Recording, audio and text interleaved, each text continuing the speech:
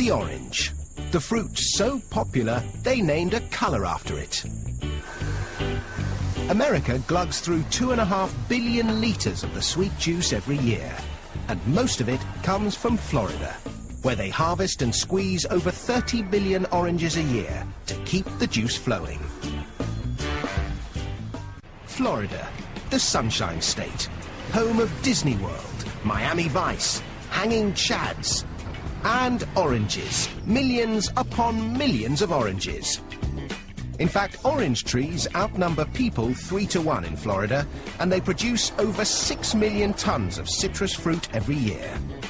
And almost all of it ends up as breakfast orange juice. To grow oranges, what you need is good soil, large quantities of blissful Florida sunshine, and buckets and buckets of rain. Thanks to the sizzling sunshine and dismal downpour, Tom's able to grow 5 different varieties of oranges here.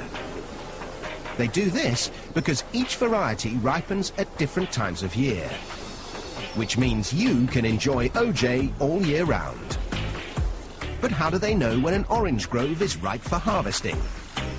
To guarantee that the juice will be liquid sunshine, the sugar-to-water content is analysed, yielding a measure known as the Brix. When it's at least 10% sugar, the oranges are ripe for the picking. But there's no substitute for the taste test. Can't beat that. Ready to make orange juice. The fruit might be tasty, but it's not going to make juice if it's left on a tree. They need to be picked, and with millions of oranges ripening at once, they need to be picked fast. If you want to get fruity in a hurry, you need one of these terrifying contraptions. Or as they like to call it here, the Oxbow 3220. This magnificent machine is what's known in the trade as a continuous canopy shaker. And this particular machine was designed by Tom Visser. The Oxbow can harvest an incredible 2 tons of oranges every minute. This performance comes at a price. A pair of these mechanical orange pickers will set you back $1 million. Just as well, Tom's got enough work to keep them busy, picking 2 million boxes of oranges, totaling 81,000 tons of fruit per year. Once the oranges have been picked, the race is on to make sure your breakfast OJ tastes as fresh as can be.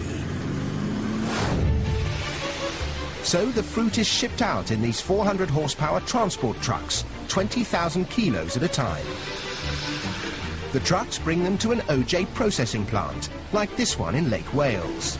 Dave Crumbly makes sure they don't run out of oranges. We'll do about. So more often than not, Dave gets his daily dose of vitamin C. To begin with, the oranges are washed out of the trucks. The fruit is then carried along 2 kilometers of conveyors into the processing plant where it's graded. The oranges are separated by size, and it's time to extract the juice. But these days you won't find gangs of sad-looking orange squeezers with sore wrists. This is orange juice squeezing on an industrial scale. This fearsome machine drops each orange into a ring of metal prongs, which squeeze out the juice before ejecting the pith and peel. From orange to OJ in the blink of an eye. Of course, when it comes to OJ, the world is divided into 2 great opposing camps. One likes it smooth, the other with bits. So a load of the pulp that has been carefully screened is added back into the juice to create the wholesome, authentic OJ with all the good stuff still in it.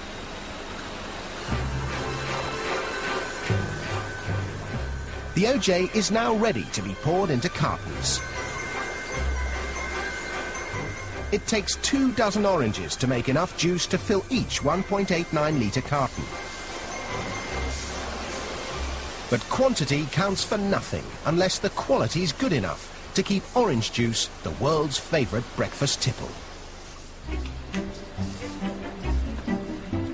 There are palates that can tell a Beaujolais from a Burgundy in an instant.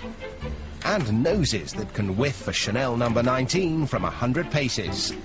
Well, these guys do the same for OJ. An expert OJ taster can spot minute variations in taste, composition and acidity. There are 11 different measures of quality. Only when a batch of OJ ticks every box is it fit to be shipped. All that effort means this factory alone turns 3 billion oranges into over 250 million litres of juice every year, which makes delicious fresh OJ a luxury we can all enjoy.